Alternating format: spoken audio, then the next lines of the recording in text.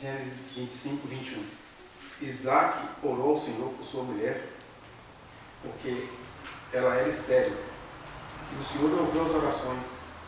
E Rebeca, sua mulher, concebeu. Os filhos lutavam no ventre dela. Então disse: se é assim, por que vivo eu? E consultou o Senhor. Respondeu-lhe o Senhor: 2 nações há no teu ventre, 2 povos nascidos de ti se dividirão. Temos até. Bom, gente, nós temos esse costume de ir fazendo as inferências do texto, da história. Todo mundo já conhece essa história aí de Isaac, Rebeca, Jacó e Esaú. E eu quero deixar de lado toda essa análise tradicional do texto, por isso que eu também já o li de maneira incompleta, porque eu queria que a gente focasse no drama dessa mulher que se chama Rebeca. O livro vai enfatizando a história de Israel, a história dos patriarcas, numa sociedade patriarcal, mas vamos fazer como Deus faz com os profetas, né? Ele sai das oficialidades, das patriarcalidades, do patrimonialismo, e diz o profeta Isaías, por exemplo, que Deus dá gritos como a de parturiente, deixando todas as lógicas e todas as formalidades. Eu queria que a gente viajasse um pouquinho com a Rebeca, já começando até pelo seu próprio nome, porque a Rebeca tem 2 significados, né? De um lado, numa origem mais hebraica, digamos assim, a Rebeca significa laço. E numa outra origem mais arameia, Rebeca significa amarração. E quem aqui, né? Quem aqui que está vivo, que se percebe vivo, que já não percebeu que a vida, que todos nós nesse sentido somos Rebeca, né? A vida nos prega laços. A vida, você de repente olha assim, eu já estou indo para a meia idade, então de repente você vê a criança nascendo, você tem 1001 esperanças, seja em relação ao outro ser que saiu de você, seja em relação a você mesmo, e de repente a vida te prega uma peça. Sei lá, uma enfermidade rara com a qual você tem que lidar. O seu relacionamento que foi todo bem construído, todo bem planejado, deu uma guinada no sentido mais negativo do termo. De repente você vai vivendo hoje assim, meu Deus, olha só que legal, eu tive um encontro com Jesus tão bonito. De repente hoje eu nem sei mais se Jesus existe, nem sei se ele me escuta. Porque a vida nos prega peças, ou em outro sentido, ela nos pega em laços, né?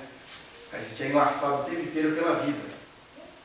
A própria Rebeca, o Isaac a conheceu quando ele tinha 40 anos, e aí vai dizer que depois desse conhecimento, eles descobrem que ela era estéril. E aí o texto diz que Isaac orou ao Senhor por Rebeca. E ela vai conceber 20 anos depois, que o Isaac tinha 60 anos, quando ela engravidou dos seus 2 filhos.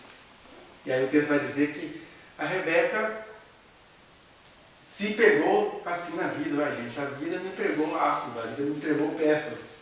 Parecia tudo tão bonito e agora de repente eu tenho que orar porque eu sou estéril e agora eu estou grávida. E aí diz que a gravidez dela foi de uma coisa tão incomum que ela fala assim: se é assim, por que vivo eu? Ou seja, que peça é essa que a vida está me pregando?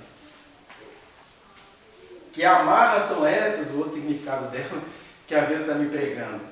Que primeiro eu descubro que eu posso ter filho, agora eu tenho 2, e na verdade são 2 tormentas, porque dizem que os bebês lutavam dentro de si. E aí, eles oram ao Senhor e Deus vai dizer o que para eles? No casal: olha, 2 povos há entre si, dentro de você. Então, essas dores que você padece, essas angústias, essa vontade de deixar de viver, porque é melhor morrer do que viver certas dores, é porque dois povos existem dentro de você. E na verdade, nós, além de nos percebermos tomando rasteira da vida, sendo laçados pela vida, sendo amarrados, e aí vai depender do seu olhar. Amarras pode significar redes, né? Uma infinitude de possibilidades. Ou então, amar significa que a sua vida não anda. Meu Deus, eu peço a Deus uma bênção, eu peço a Deus uma ajuda, e aí tudo vem de maneira truncada. E você vai percebendo que você mesmo é uma amarra. E na verdade aqui, quem é aqui que não tem dois filhos no seu ventre? Né? Esqueçamos de Jacó e Esaú, a angústia de Rebeca, a angústia de Isaac, e pensemos não só na nossa angústia, mas em nós mesmos como seres angustiantes. Quem aqui que não se percebe grávido de dois povos? Porque nós o tempo inteiro somos uma bifurcação, temos dois povos, temos duas entidades, somos duas entidades. Né? Podemos fazer uma viagem infinita acerca disso. Porque nós somos a ambiguidade. A gente está numa direção olhando para outra. Nós somos a ambivalência. A gente odeia aquilo que a gente tanto ama. Porque nós o tempo todo estamos grávidos de dois povos. O tempo todo a gente se descobre concebendo dois povos. Porque nós também somos aquilo que na filosofia vai chamar de dialética, né? Nós somos tanto teto quanto chão, nós só somos esquerda porque somos direita, nós só estamos acesos porque já implica no apagado, porque nós somos grávidos de dois povos o tempo todo. O que somos nós, pessoas adultas, que nos achamos donos do nosso próprio nariz, donos da nossa própria situação? Mais recentemente, o Freud vai dizer que nós somos administradores de duas forças poderosas, né? Temos uma coisa chamada de id ou de ego, de isso, né? Que significaria o princípio do prazer. Mas também nós temos uma outra coisa que foi colocada em nós, da moral, do princípio da realidade, que a gente vai chamar de superego. A gente fica administrando isso. Você vive prazeres e pensando, gente, eu vou viver pouco por causa desse prazer. Que é o id, o superego, o tempo inteiro fazendo pressão sobre o seu ego, né? Que é uma palavra alemã que significa eu. Ou uma hora você passa a ter um prazer dominado pela punição. Ter prazer é ser punido, é se fiscalizar, é se esconder dentro de uma religião. Porque o tempo inteiro nós somos grávidos de dois povos que nos formam. Se você vai saindo um pouco do inconsciente, desse princípio do prazer, desse princípio da realidade, vai na sua própria personalidade, nós somos grávidos de dois povos o tempo inteiro. Porque de um lado você tem aquilo que você, junto com essa coisa inconsciente, você constrói o seu caráter, e aí o próprio caráter se divide em várias gravidezes de dois povos. Porque você pode ser, em relação ao seu caráter, pelo menos dois conjuntos de dois povos. Você pode ser sábio, viver a vida com sabor, com entendimento, com tranquilidade, mas o tempo inteiro você é estúpido, insensato. Você pode ser diligente, esforçado, trabalhador, aplicado, mas o tempo inteiro você tem de lidar com esse oposto, que é a preguiça. E ainda chama preguiça de confiança, né? Deixa tudo rolar aí, porque na verdade você está sem criatividade porque você não é diligente. Aí você tem que ficar escolhendo entre dois povos, ou a preguiça ou a diligência. Você também é inteligente nos dois sentidos. Ou você pode ser aquela pessoa formalmente inteligente, compreendido das letras do ensino médio, do ensino superior, no sentido de que a vida também implica certos conhecimentos formais, mas você também se pega extremamente inteligente no pior sentido do termo, que a gente vai chamar isso de perversidade, né? Você usa toda a sua inteligência para sacanear com os outros. A gente vê isso no Brasil muito no direito, né? Dá um desgosto estudar direito, porque você estuda tudo aquilo para atentar contra os outros. Toda a perversidade do mundo está ali naquelas letras. Né? Você também, de repente, se pega dividido entre você ser uma pessoa humilde, que reconhece os seus próprios limites, mas também você é uma pessoa que zomba dos outros, uma pessoa escarnecedora. E aí, para você esconder suas próprias limitações, você faz piada sobre os outros. Você vai fazer piada contra a loura burra porque você tem medo de algo que você não quer que seja descoberto em você. Você faz piada contra negro para que não seja descoberta as suas falhas pessoais. Você faz piada contra anão, contra surdo, contra tudo aquilo que você considera fraco para esconder a sua própria fraqueza. Então você fica entre a humildade e o escarnecedor. E você também se pega dividido entre a prudência e a ingenuidade. Tem hora que você confunde que ser bom é ser bonzinho, ingênuo, credo, eu acredito em tudo que está todo mundo falando. Quando na verdade a vida está te exigindo prudência. Ó, aquele que se relaciona com o Senhor, ele examina os seus caminhos. Ele não vai ficar acreditando em qualquer elogio. Ele não vai trocar um culto a Deus por um congresso de louvor, são as nossas ingenuidades, né? Ele não vai trocar a sua vida particular com Deus por um culto de oração, Ele não vai trocar a sua intimidade com Deus com uma galera que vai subir no monte. Essas são as diferenças sutis entre a prudência e a ingenuidade. Olha quantos povos dos quais a gente fica grávida aí. E esses povos todos representam o nosso caráter, aquilo que a gente vai construindo. E se você vai sendo bem honesto com você mesmo, você vai descobrindo que você gosta daquela parte negativa do caráter, né? Você gosta mesmo de ser insensato. Quais são os provérbios que a gente fala no dia a dia? Com todo o orgulho de um insensato que não gosta de buscar sabedoria. Eu respeito quem me respeita. Se me amar, vai ter amor de volta. Né? Quer alguma coisa de mim? Me trate bem. Olha, eu agrado a todo mundo porque eu estou esperando o retorno. São provérbios, mas não são provérbios da sabedoria, são provérbios insensatos. Porque a sabedoria vai dizer, eu não estou nem aí se respeito ou se não me respeito. Na verdade, eu estou aí sim, quem não gosta de ser respeitado. Mas caso não me respeitem, eu vou continuar respeitando porque eu sou uma pessoa de respeito. Para citar aí um dos polos dos males. Então a gente prefere a insensatez, a gente prefere a ingenuidade, a gente prefere o escárnio, a gente prefere a perversidade, a gente prefere a preguiça do que desenvolver o outro lado que seria o nosso bom caráter. Porque nós estamos grávidos de dois polos. Mas junto com esse inconsciente, junto com esse nosso caráter, nós também somos grávidos o tempo inteiro daquilo que nós herdamos dos nossos pais e avós, que a gente chama de temperamento, que é aquilo que vai temperar esse caráter nosso. Porque, por exemplo, eu tenho 4 formas de expressar o meu caráter, né? 4 formas herdadas de expressar aquilo que eu construí. Por exemplo, eu posso ser uma pessoa sábia, uma pessoa inteligente, e ter um temperamento sanguíneo, que é aquela pessoa que usa toda a sua inteligência com afeto. Ele chega aqui e conta 1000 histórias, te conta como que ele foi um menino da Vila Tatu, que era pobrezinho e saiu, e ele conta várias histórias de quando ele ia dormir à noite, ele coçava a perna, não sentia, e alguém bateu, tira a mão da minha perna, era a perna da minha tia, e você acredita nessas histórias porque ele tem um carisma dado por Deus, herdado, que a gente vai chamar de temperamento sanguíneo, conforme os antigos gregos acreditavam, né? É a pessoa que tem um domínio da bile sanguínea. Então é aquela pessoa amorosa, carinhosa, festeira, barulhenta, paga cerveja para todo mundo.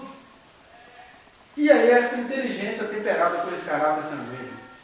Mas você também pode ter uma inteligência temperada com caráter colérico, que é uma pessoa extrovertida como sanguíneo, mas não tão melequenta, uma pessoa estrategista, né? Formal, Roberto Justus, boa noite. Eu estou contando com vocês para nosso empreendimento. Vamos pensar no coletivo. E de repente você se pega tão inteligente quanto utilitário usando as pessoas. Falando aqui da característica negativa do colérico. Vida positiva que é aquele cara que faz o projeto acontecer. Mas de repente você é uma pessoa inteligente, mas essa inteligência ela é temperada por um temperamento mais melancólico, que é aquela pessoa que está ali, toda desconfiada, e crê em Deus Pai. Eu tenho muitas opiniões a dar. Aí eu falei um pouquinho da minha história, mas agora eu vou ficar o dia inteiro pensando no que eu falei, porque podem estar pensando mal do que eu falei, eu fui mal interpretado. Eu sou muito inteligente, mas agora eu vou ficar preocupado com o que penso da minha inteligência. Será que eu deveria ter opinado mesmo? Nós temos aí artistas, dramaturgos, pessoas muito sensíveis como o sanguíneo, mas ao mesmo tempo muito tímidas e profundamente desconfiadas. E nem por isso menos inteligentes, mas são melancólicas. Pessoas para baixo, pessoas para dentro. Mas você também pode ser uma pessoa inteligente e ter uma fleuma que domina, que tempera esse seu caráter, seja de inteligência, de sabedoria, de diligência, que é aquele temperamento mais traumático, aquela pessoa que você não sabe se ela está feliz, se ela está triste. Ela está ali. Mona Lisa, você não sabe se ela está rindo de vingança, de ódio, de alegria, de tristeza, a pessoa está muito triste. Oi, tudo bem? É aquela pessoa que não existe, que você costuma falar que é sangue de barata. E aí, como nós não somos apenas um temperamento, a gente está grávido de duas situações que nós herdamos dos nossos pais e avós. Então, para não ficar aqui falando de coisas etéreas, eu vou falar de mim, por exemplo, como é que eu me percebo em relação aos temperamentos, Eu me vejo, aí sou eu que estou me vendo, Porque eu sou temperamento e sou caráter, mas eu também sou personalidade. O que é isso? Eu sou uma persona, eu me utilizo de máscaras, não estou falando aqui de falsidade, estou dizendo assim, eu vivo em sociedade e agora nesse momento, por exemplo, eu estou aqui tentando pregar alguma coisa, mas em outros momentos eu sou professor, em outros momentos eu sou pai, em outros momentos eu sou passageiro, em outros momentos eu sou o cliente reclamando na conta de telefone, em outros momentos eu sou alguém, sou filho também, além de ser pai. Então, essa personalidade ela é formada por essas coisas todas. Então, como que eu me enxergo? Aí sou eu me enxergando, posso estar equivocado em relação a vocês. Mas, na verdade, eu sou o que eu penso que sou e sou o que vocês imaginam que eu sou. Porque nós estamos grávidos de dois seres o tempo inteiro. Dois povos disputam morada no nosso ser. Duas entidades, E aí, como é que eu me enxergo, por exemplo, nessa questão aí dos temperamentos que eu herdei? Eu vejo, por exemplo, que eu sou 40% fleumático. Vocês têm dificuldade nisso aqui agora, porque agora eu estou exercendo um papel aqui público. Mas no dia a dia, eu nem existo. Estou ali, quietinho, pacato, observo tudo. Estou muito feliz, mas não expresso tanto essa felicidade. Eu posso estar profundamente triste, mas não expresso tanto isso. Na verdade, as pessoas não conseguem entender o que é que eu estou sentindo. Tem os efeitos do fleumático, Você fica resmungando, reclamando. Quer dizer, você não chama a atenção de, mas que chatice, quem quebrou esse copo? Assim, aí, o copo está quebrado, ninguém vai guardar esse copo, não. Eu já estou falando. Aí, você é reclamão, mas você nem é reclamão, você é só um resmunguento. O reclamão rabugento seria o colérico, Que ele não reclama apenas, ele faz o favor de acabar com você. Você não serve para nada. Já é o quarto dia que esse copo está aqui. Vai prestar para alguma coisa? Esse é o xingo do colérico. O do fleumático todo dia esse copo está aí, ninguém nunca vai tirar isso aí, que chatice, viu? Mas você vai virando aquele velho ranzinza reclamando. Então eu me vejo 40% colérico, mais 40% melancólico. Sou um cara muito reflexivo, muito pensador, muito perfeccionista, quer dizer, muitas coisas vão sendo abortadas por causa desse perfeccionismo. E aí os outros 20% que sobram, ainda bem, é assim que eu me vejo, eu tenho aí as qualidades, algumas qualidades do colérico. Ou seja, como eu sou 40% melancólico, eu Pentecoste. Esse é um lado do colérico que eu tenho, não suporto essas interrupções. Né? Então, o que acontece? Como eu sou 40% colérico, eu me percebo, por exemplo, eu nunca iria tomar a frente de algum trabalho. Então você já sabe, se eu estou aqui à frente disso aqui, pode ter certeza alguma coisa maior do que eu me pôs aqui. O colérico não, ele procura meios de saída de alguma coisa. O colérico ele vai se candidatar para a política, ele vai dizer, como o Gedel dizia na juventude, eu vou ganhar muito dinheiro com a política, ele tem metas, ele tem um objetivo. O fleumático não, ele é confiável naquilo que colocam ele para fazer, mas ele não procura aquilo. Se me der, eu vou fazer. E o melancólico, ele geralmente corre, mas quando tem jeito de correr, ele vai fazer com toda a fidelidade o que lhe confiaram. Então, qual é a qualidade que eu vejo de um temperamento colérico? É que eu sou zeloso naquilo que eu faço. Uma vez que eu fui colocado para fazer a coisa, eu tenho metas a atingir. Essas são características, né, coléricas que todos nós podemos ter. Agora, por exemplo, dependendo das situações, por exemplo, eu sou um fleumático e ao mesmo tempo me tornei professor. Aí na sala de aula, quando você está ali com 40 filhos dos outros, que estão ali contra a vontade deles, você tem duas opções. Ou você vai ter que assumir aquele papel de estar ali na sala, e aí, como não é do meu temperamento, quando você tem que exercer um papel, você vira um cara chato. Amanhã, por exemplo, vai ser um dia de tormenta para mim, amanhã eu vou ter que dar prova durante 5 horários. E os meninos falam mal da escola, porque acham que a escola é ruim, mas ao mesmo tempo eles falam mal porque acham que a escola não tem regras. Mas aí amanhã eu chego lá e tenho que colocar regras. E aí tem que organizar a fila. Nossa, professor, você é muito chato, cara. Não é que eu sou chato, é que hoje você vai ter que fazer prova, tem que ter organização. Né? Então amanhã você, o chato, o infeliz, ainda tem aquela coisa que é teatral, né? O aluno sabe que você está certo, mas ele quer colar no celular e você não vai deixar o celular em cima da mesa, então você é o cara mais chato do universo. Mas aí você tem que fazer aquele papel. Ele precisa que você exerça aquele papel. Ele precisa que você resista à safadeza dele. Porque se você não resistir também, o professor ali também é sem moral, aquilo ali tanto faz, como tanto fez, tem vergonha de um professor assim. Quer dizer, você está condenado a ser xingado, seja lá qual atitude que você tomar. Aí chega aquela pessoa que não ocupa aquele espaço no dia a dia, vai aplicar a prova. Vai ser um sucesso, porque é uma pessoa estranha, um corpo estranho, os meninos já... Nossa, ele é legal, né? Ele chegou, todo mundo respeitou, claro. E se ele ficar lá mais 4 dias com você, o seu comportamento vai voltar ao normal. Né? Olha só como é que a gente é grávido de 2 povos o tempo inteiro. E aí a gente acaba orando como a Rebeca, Senhor, se é assim, para que vivo eu? Que náusea é essa que a gente tem que viver?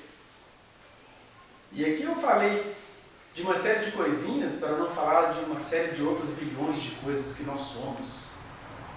Alguém estava me perguntando sobre o perdão do diabo. Estava fazendo seminário, seminarista adora fazer essas perguntas, né? O diabo vai se arrepender? Mas tadinho, quem sabe o diabo está arrependendo? Assim, meu filho, fica tranquilo. O diabo é de uma outra dimensão, que ele sabe exatamente quem ele é, e ele sabe exatamente o que ele fez. E a maior prova de que ele está arrependido é que a Bíblia fala, ai da terra, porque o diabo, sabendo que pouco tempo lhe resta, saiu a atormentar todo mundo. O diabo quer ser Deus. E Deus, inclusive, supriu esse desejo dela. Você quer ser Deus? Eu vou deixar. O que Jesus disse acerca do diabo? O príncipe deste mundo vem aí. Deus deixou o diabo ser o príncipe deste mundo. É o principal deste mundo. Você está num mundo onde quem manda aqui é o diabo. Mas não está dizendo que Jesus veio para desfazer as obras do maligno? Ele está falando de um outro reino. As obras do maligno não têm poder nenhum sobre a minha vida, sobre a vida de todo aquele que crê. Mas em não crendo, esse mundo é dele. As lógicas são deles, o reinado é dele. Diz o Apocalipse que um dia Jesus vai reinar e logo, logo, Satanás vai conseguir seduzir todas as nações contra ele. Olha se esse cara está se arrependendo de alguma coisa. Né? Eu estava dizendo que o mal sempre existiu como alternativa abstrata conceitual. Se Deus é amor, o mal, a possibilidade da maldade existe. Porque fora de Deus não existe amor fora de Deus. E aí o diabo, quando ele desejou, não, eu acho que eu podia ser um Deus melhor do que Deus. Ele já absorveu para si esse mal conceitual e ele se tornou, ao mesmo tempo, escravo desse mal. Na verdade, não é escravo, mas cobiçoso também. Não, eu quero ser Deus sobre a vida de alguém. Por isso que o objetivo dele é possuir vidas das pessoas, é atormentar a vida das pessoas, é fazer as pessoas que já são maldosas sem a presença dele terem projetos mais maléficos ainda. Olha o sistema onde a gente está, é pura maldade. A gente come maldade, a gente precisa da maldade para viver, porque o reino dele, aliás, o reino é dele. Então o diabo não se arrepende. Aí eu estava falando disso, fazendo esse contraste aqui. Nós, porque que Deus tem toda a paciência do mundo conosco? Eu falei aqui de algumas coisinhas. Falei aqui do nosso inconsciente, falei da nossa personalidade, que é formada pelo nosso caráter, que é formada pelo temperamento que herdamos. E ao mesmo tempo, quem somos nós? Eu sou aquilo que eu vejo que sou, e ao mesmo tempo, o que eu vejo que sou é contaminado por aquilo que vocês pensam de mim. Né? Na verdade, quem eu sou? Eu sou uma série de entidades, porque eu sou um monte de coisa que eu construí, e eu sou o tempo todo em relação a. Olha a gente vivinho grávido de 2 polos. O tempo todo a gente está nesse confronto que faz a gente gemer como Rebeca e dizer, para que vivo eu? E alguns adoecem nesse caminho. Você vê, por exemplo, a gente estava pensando nessa questão da inclusão das obras sociais, da educação inclusiva, das pessoas que nascem com limitações. Na verdade, todos nós nascemos com limitações, mas a sociedade resolveu fiscalizar algumas. Uma pessoa que nasceu sem um braço, ela nasceu sem um braço, como você nasceu com 2 braços. Não tem nada de anormal nisso, não. Como não é normal? Não é normal porque nós jogamos um olhar sobre essa pessoa. Ah, você não tem braço. Oh, eu nem sabia que eu não tinha um braço, eu já nasci sem ele, nunca precisei dele. Aí a sociedade faz 2 coisas em relação a isso. Primeiro, aponta que você não tem um braço para a partir daí te discriminar, te cercear, te confiscar. Isso pensando nas coisas visíveis, né? Imagina nas coisas mais invisíveis, como as questões mentais, chamado sofrimento mental, saúde mental. Aí a pessoa tem uma lógica diferente, ela vai ser discriminada pela sociedade, mas ela tem uma lógica diferente daquilo que é dominante. Mas como ela está imersa nessa sociedade, aí o que não tem braço já vai ser atormentado porque não tem. Aí eu estava dizendo que a sociedade faz 2 coisas comigo. Primeiro é apontar o que te falta. Segundo, é criar um outro meio que eu não consigo gostar. E aí você precisa concordar comigo. Mas as pessoas fazem aquele auê na rede social, né? Olha você que teve muita coisa para reclamar hoje. Aí pega um cara que está com uma caneta no pé e ele desenha rapidão. Gente, de verdade, ele que nasceu sem os 2 cotocos de braço, desenhar para ele é natural, como quem desenhou, como quem desenha com 2 braços. Não tem nada de extraordinário ali mesmo. Eu estou dizendo isso porque as pessoas gostam muito de pegar alguém assim e ganhar dinheiro em cima disso. Porque na nossa comunidade nós tivemos um caso aqui de uma doença rara, um menino que morava ali na divisa de Contagem. Eles conseguiram uns carrinhos todo colorido de verde andando por aí. O pai do menino ficou milionário, porque ele tem uma enfermidade rara e ele conseguiu muitas doações por causa daquilo, e depois aquilo ali virou uma marca. Ficou milionário. Porque a sociedade vive daquilo que ela chama de exótico, né? Mas o que a gente faz? A gente faz publicidade para zombar do outro. Está reclamando de tudo?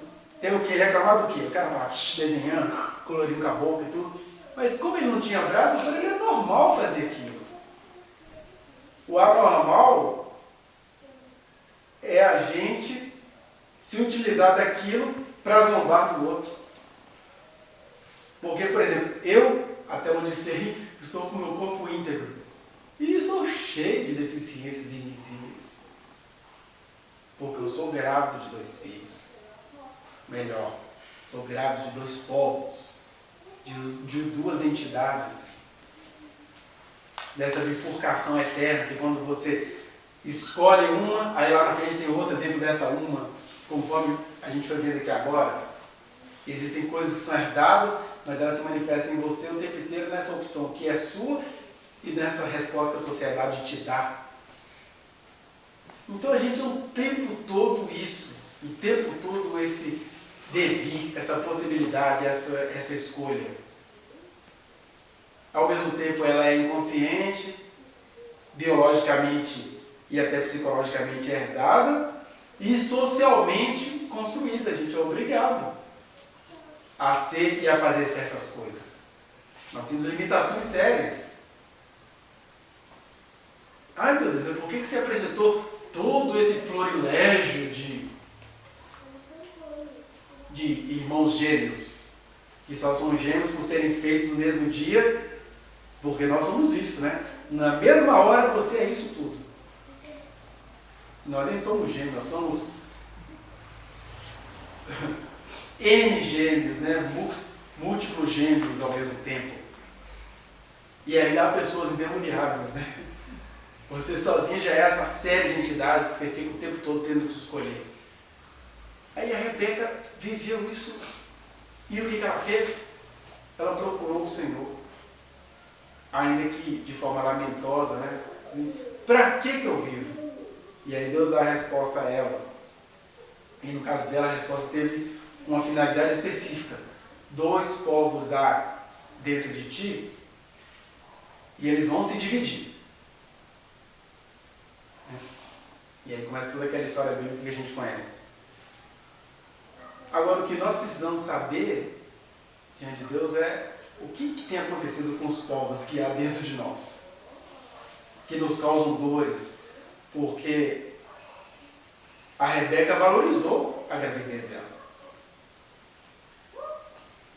E isso tudo que eu disse aqui para vocês, a gente precisa aprender a valorizar a vida que a gente tem, porque, primeiro, a vida é única, essa gravidez que a gente tem o tempo todo, ela acaba quando a vida acabar. Os povos se dividirão, você vai deixar heranças aí. Isso sem falar nas outras questões, né? O Senhor nos deu dons, o Senhor nos deu capacidade, o Senhor nos deu salvação, o Senhor nos deu entendimento. E junto com isso tudo tem essa liberdade de você usar isso que o Senhor te deu e ao mesmo tempo se deixar sucumbir pela realidade. Quem está em Cristo foi chamado o tempo todo para questionar a realidade, sobretudo a realidade sua. Então, há coisas que são inevitáveis. Você não escolheu, a palavra fala que não fostes vós que me escolhestes. Eu que vos escolhi e designei para que vocês vão e deem frutos. Mas pelo jeito a gente tem transformado a nossa gravidez numa náusea, né? A gente não dá fruto, as crianças não nascem, a gente não se livra da gravidez e elas vão ficando aí, ó, nessa guerra. E se a gente tem clamado ao Senhor, a gente tem que também acatar a resposta que Ele está nos dando. Então o que eu queria, nesta noite, nessa pequena reflexão, é que você entregasse diante de Deus esses dois povos que estão em você. Que você entregasse a Deus a sua realidade, acerca da qual você não tem muita solução a apresentar, que ela é gêmea de uma outra realidade. Olha, não sei qual é o problema de vocês aqui, se é emprego, se é problemas emocionais, se são problemas acadêmicos, são problemas pessoais, são problemas psicológicos. Mas seja lá que problema é esse que você tem, ele é gêmeo de uma outra questão. Que você é isso tudo por ser um ser humano, com todas essas múltiplas divisões, algumas das quais eu apresentei para você nessa noite. Mas você é isso tudo nele. Como diz o apóstolo Paulo, né? Nele firmados nele amarrados como a Rebeca, mas que essa amarração nele, se você não tiver uma percepção, se os seus olhos não forem bons, essa amarração que o Espírito nos fez nele vai virando um laço contra nós, de maneira que você tem de ter essa determinação de que andar nele é também andar como que anda em pleno dia, foi o que Jesus nos disse. Olha, andemos enquanto é dia, porque a noite vem. Ou seja, andar nele é andar em prudência. Andar nele com toda essa rede que ele nos teceu, para que ela não se torne um laço, é também andar em plena luz, é andar em diligência, ou seja, trabalhar, é andar em sabedoria, procurá-la como se procura o ouro, procurar ocasiões para que a gente seja sábio nele.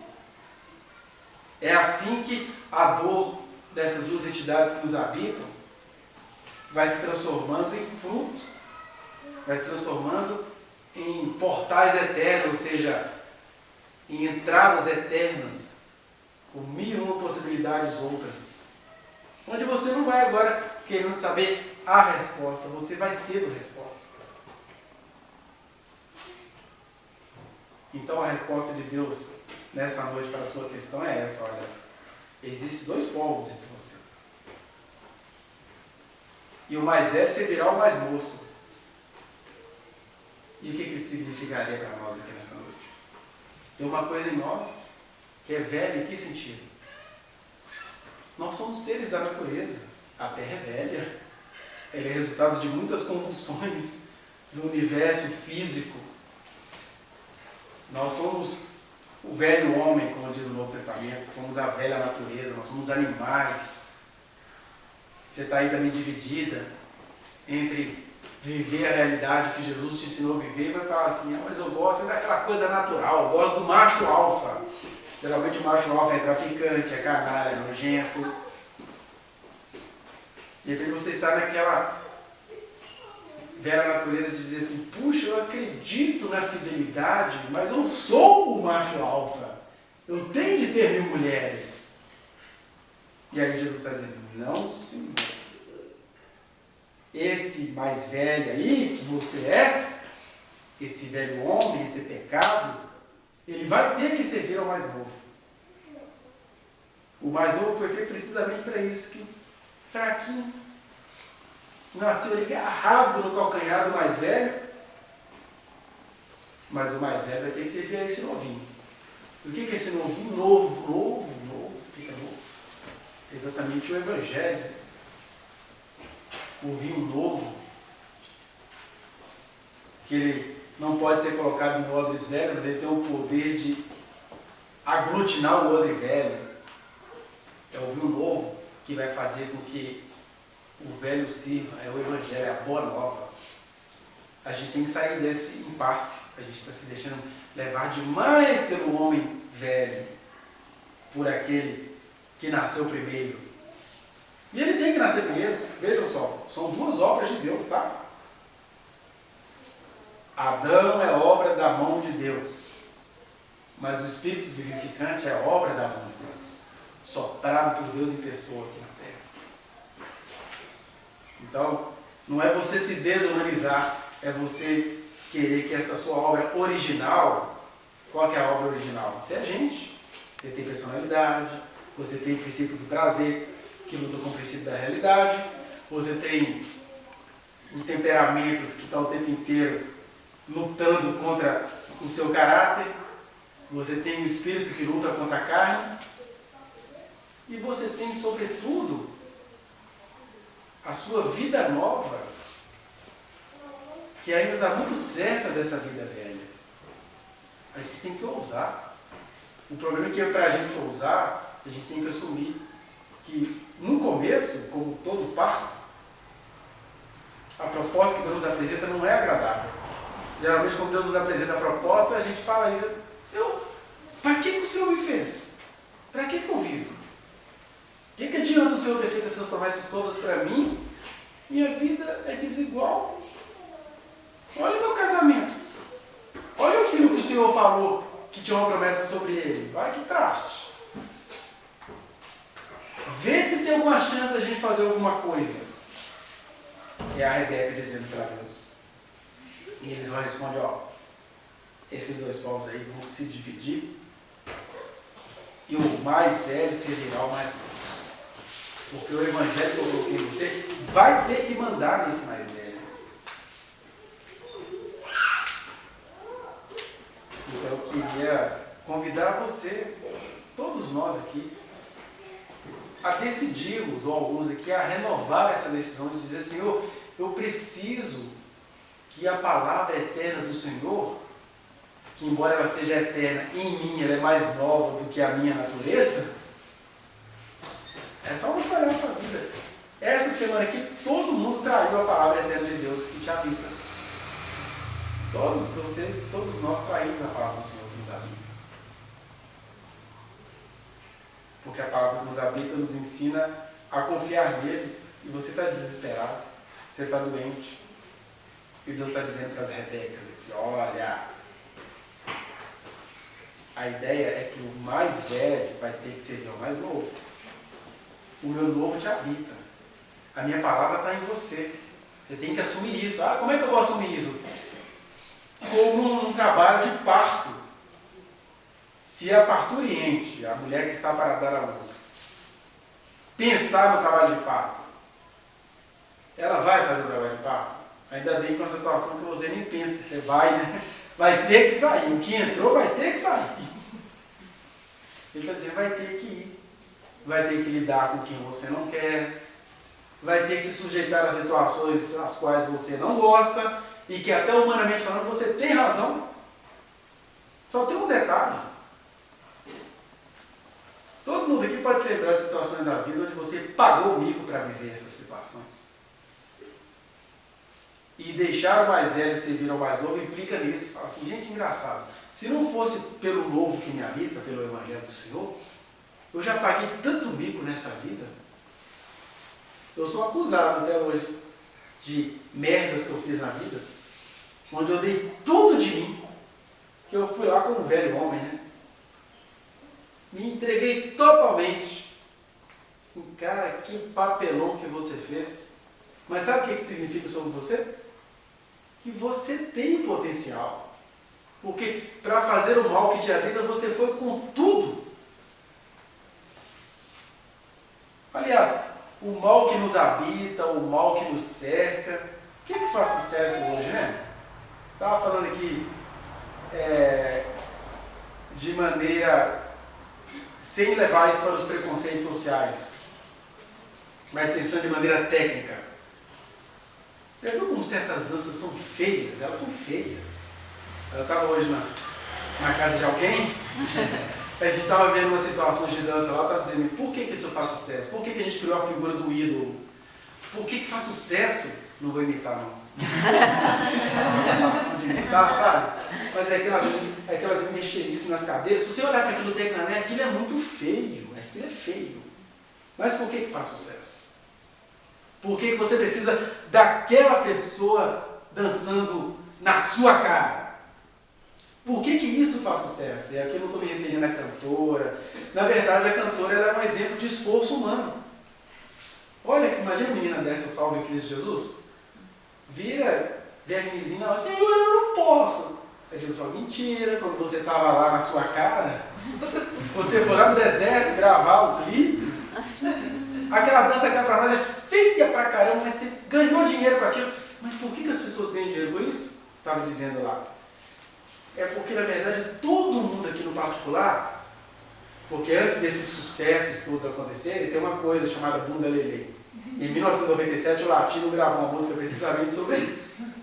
Né? Hoje é festa lá no meu AP. Pode aparecer, vai rolar Bunda Lelê. Porque o sonho de todo mundo é chegar lá na Praça 7 e botar a bunda de fora e ver, vejam a minha alma! Aí, como ninguém tem coragem de fazer isso, o que a gente faz? Aí a gente dá dinheiro para quem faz. Aí mostra todas as pregas que o mundo inteiro veio, ousadia! Porque eu queria estar mostrando o meu ali, mas eu não tenho coragem. Entendeu? um desejo de liberdade, que não é liberdade coisa nenhuma. Para falar de dança, você pode falar de muitas outras coisas. Por que é difícil a corrupção no Brasil ser resolvida? Porque, na verdade, você fala assim, puxa, eu não tenho como falar mal do Gedel. Como que eu vou falar mal do cara dele? Ele venceu.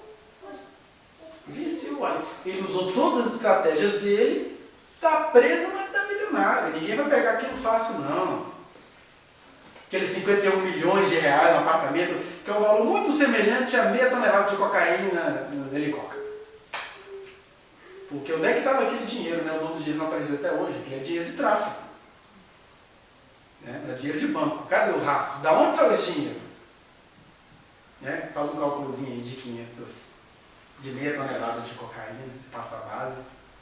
Você vai ver de onde saiu aqui. Aí eu vim e falei assim, cara, fenomenal. Cara, é muito doido, velho. É só você ver os jogos que fazem sucesso. É muito doido. O cara chegar assim, com um helicóptero assim, em Bangu, e tirar o cara lá de dentro, confrontando a autoridade do Brasil todo. Isso é muito doido, velho. Aí eu tava dizendo, a gente, e eu me incluo nisso, já fizemos muitas porcarias na vida, e você foi com tudo. Só que qual é a proposta de Deus para as Rebecas presentes nessa noite? É que essa dor, essa agonia, esses dois povos lutando entre você, é para você nunca se esquecer de que o mais novo, o mais velho vai ter que ser o mais novo. O que é isso? A sua capacidade, o seu entendimento, a sua estratégia, a sua habilidade sinestésico, corporal, funkeira, vai ter que se submeter ao novinho, ao evangelho, à boa nova. Agora fala sério, nós com o nosso entendimento achamos mesmo evangelho boa nova?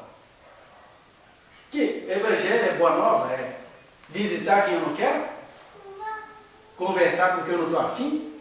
Na verdade eu nem vou porque eu não sou falso. Além de tomar um tapa na esquerda da direita? Não. É nova, mas não é boa não. É? Sangue de barata. É, sangue de barata? Não. O mais velho vai ter que ser o mais novo. Sabe por que está todo mundo aqui em crise existencial? Porque o Espírito deu a luz em você, mas o mais velho ainda não está servindo o mais novo. A gente é muito humano, no pior sentido do termo. Até sinceramente humano, profundamente humano. Mas quem recebeu a luz de Jesus, por isso que eu estava dizendo que não é preconceito nenhum contra a dança, porque no grupo que eu estava conversando já tarde, eu estava dizendo que eu sou totalmente contra que a igreja vá sair por aí chamar isso de pouca vergonha. Eu acho aquelas danças muito feias e muito ridículas. A sexualidade é uma coisa muito bonita, então as sutilezas fazem parte da sexualidade. Aquela coisa de... é muito feio. É feio. Mas faz sucesso porque as pessoas, né? Até elas escrevem, estou a fim de balançar meu rabetão. Aí vomita no Facebook o rabetão. Falando de uns rabetões. Né? Então, aquilo tecnicamente é feio, mas ao mesmo tempo, nós, como novos homens e novas mulheres, não podemos dar ao luxo de sair por aí falando contra isso. Porque você nunca vai corrigir o mundo com moralismo. Aí vira moralismo. Aí você tem uma percepção técnica de alguma coisa, né? É feio, não gosto. Mas, de verdade mesmo, isso não inflama a Deus. Quer ver uma outra coisa que eu estava vendo também hoje à tarde? Esses livros de missionários, né? Eles vão na Índia. Fazem nada! Olha para você ver como que o mais velho não se subjugou ao mais novo. Porque o cara é missionário. Aí ele faz umas 2, 3 viagens à Índia e escolhe um lugar mais sujo. Né? O rio Ganges. É Ganges que fala, né? Cheio de corpos podres e putrefação. Corpos mortos em putrefação. E aí vê que as pessoas tomando banho ali. A gente tem o direito de achar aquilo tudo abominável tecnicamente. Mas o que a pessoa que acha que nasceu de novo faz? Ela nem mora ali, nem vive ali, mas ela tira fotos muito bem tiradas, escreve um livro grosso, chama um livro de clamor pelas nações e fica rico vendendo aquelas imagens. Jesus não chamou a gente para ir para o mundo inteiro tirar foto da desgraça dos outros e ganhar dinheiro em cima dela. Porque se lá eles têm aquelas práticas, tem nossas práticas cristãs aqui, né? São práticas horrorosas. Às vezes elas não são literais, como aquelas práticas para nós nefastas de nadar num rio que já é sujo, beber daquela água de rio com copos em putrefação. Aí Jesus fala assim, não se preocupe, não é o que entra pela boca que contamina o homem, é o que sai, Jesus diria acerca dos indianos. Não é função de crente ficar zombando daquilo, é função de crente pensar, quem é que está saindo aí? É o mais velho ou o mais novo? Né? Porque você tem duas opções. O mais velho, o que sai do interior do mais velho? Prostituição, comércio, estrategismos no caso, né? Que é você escravizar as pessoas aos seus planejamentos, idolatrias, loucuras mil. E o que sai do mais novo? Do seu interior fluirão rios de água viva. Mas é mais legal que quando Deus vai falar do nosso velho homem, ele pontua. As obras da carne são prostituição, impureza, lascívia, idolatria, feitiçaria, inimizades, porfias, invejas, ciúmes, dissensões, facções, glutonarias, orgias, bebedizes e coisas semelhantes a essas que são bem localizáveis. Porque o velho homem, ele é vistoso. E o fruto do Espírito, que deveria sair do Jacozinho, que deveríamos habitar, é amor. E amor é um conceito tão amplo. É alegria tão ampla. Paz, longanimidade, benignidade, bondade, fidelidade, mansidão, domínio próprio. Como que você localiza isso? Olha que interessante. É que isso tudo precisa entrar em toda a sua natureza. Por isso que enquanto a gente não der luz a isso, esses dois polos vão ficar brigando no nosso ventre. E aí eu queria te convidar, vamos ficar em pé, para a gente pedir ao Senhor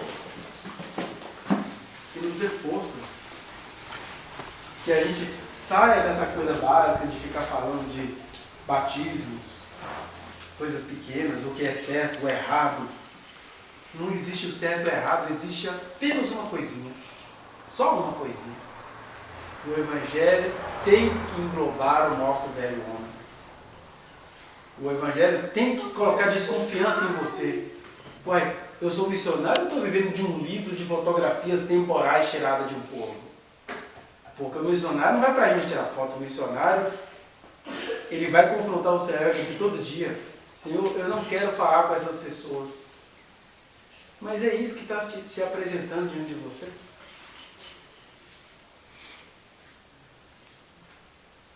E aí você começa a amar certas coisas que para a moral, para as pessoas que adoram Esaú, é absurdo.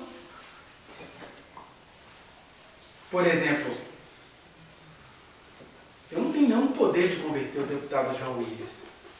Mas o fato dele ser odiado exatamente pela classe cristã do Brasil já me faz ter todas as santas suspeitas para admirá-lo. E, na verdade, quando você vai fuçar o trabalho parlamentar do deputado João Willis, ele é um dos melhores deputados que tem naquela casa.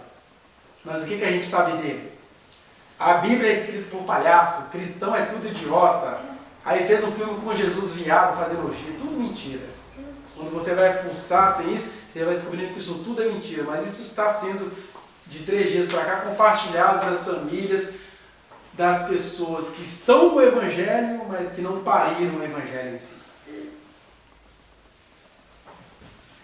As pessoas do temos que acabar com essa pouca vergonha. Eu não tenho medo de pouca vergonha de ninguém. Porque dentro daquilo que a gente considera pouca vergonha, essas pessoas, por ainda não terem recebido a iluminação do Senhor, elas acabam me dando um tapa na cara. E nesse caso é que eu tenho que dar a outra face. Sim, João Willis, os moralistas estão te chamando de sem vergonha. Pode bater no outro. Porque quem tem que nascer aqui sou eu. Eu tenho que nascer de novo nesse aspecto. Porque o meu Senhor foi conhecido como amigo de publicanos e meretrizes, porque os publicanos e meretrizes, mesmo sendo em si mesmos sem vergonha, eles tinham tanta coisa a ensinar para os que estavam se sentindo nascidos de novo, os que sabiam localizar a lei e o testemunho, os que sabiam a diferença entre o certo e o errado. O que adianta você saber a diferença entre o certo e o errado? A pergunta de Jesus para você é só uma. O mais novo englobou o mais velho? O mais velho está servindo ao mais moço? A sua natureza, tão bem construída, tão bem elogiada, mas contaminada pelo mal, está submissa ao Espírito Santo que te habita? Porque dois povos há entre ti, dentro de ti. E esse parto só vai acontecer quando você encontrar paz nessa voz que te falou isso.